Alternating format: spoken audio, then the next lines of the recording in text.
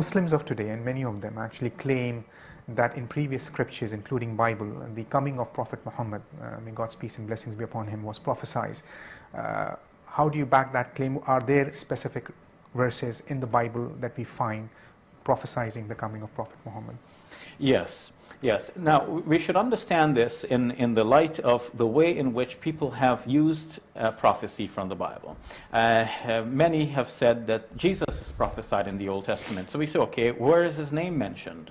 So, and then we find that his name is not actually mentioned. Some general sorts of descriptions are given about some future figure, and then one says, oh, but Jesus fits that description, so he must be the one. So in a similar vein, we can ask, okay, does Muhammad fit that sort of description? Now, why don't we go that further step? I mean, why do you stop only with Jesus?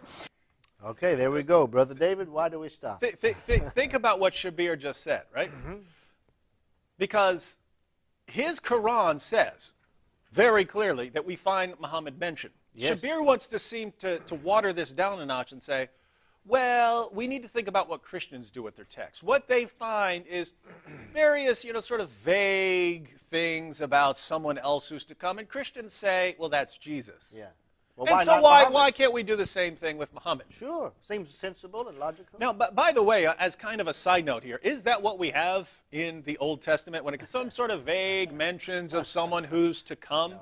Is that what we have? No. Because, we're told, are we not, that the Messiah is going to come from Bethlehem, right? Yes. So it's giving us a location.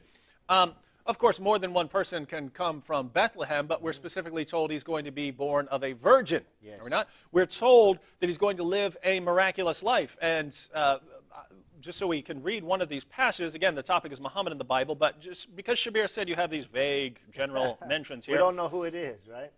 Let me quote a couple of verses from Isaiah 53. Let's see what kind of vague references to some random person who's going to come down the road. Yeah. Surah 53, verse 3.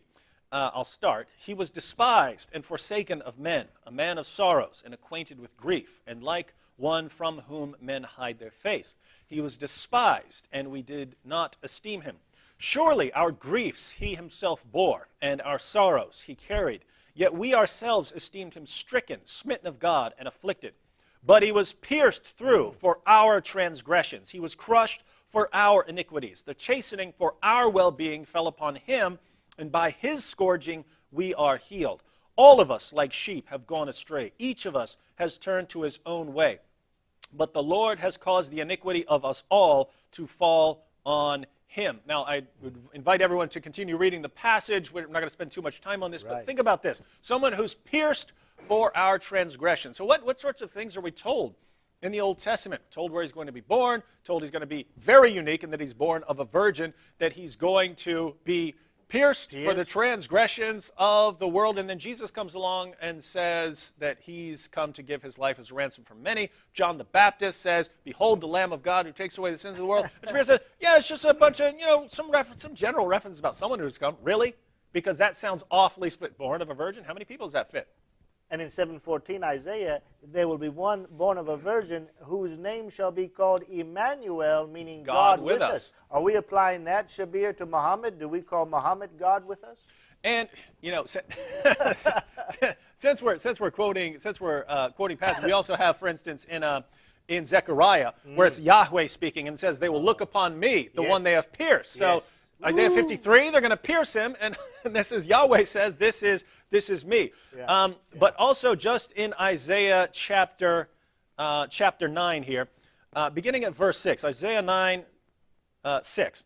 For a child will be born to us. Child's going to be born. A son will be given to us, and the government will rest on his shoulders, and his name will be called Wonderful Counselor, Mighty God, Eternal Father, Prince of Peace. There will be no end to the increase of his government or of his peace on the throne of David and over his kingdom, to establish it and uphold it with justice and righteousness from then on and forevermore. The zeal of the Lord of hosts will accomplish this. So a descendant of David is going to take his throne, who will be the mighty God. There's just vague references. It can apply to anyone. So why not do this with Muhammad? Yeah, because Muhammad's God in Islam, right? Yeah, all of these things. And he's going to die for sins, right?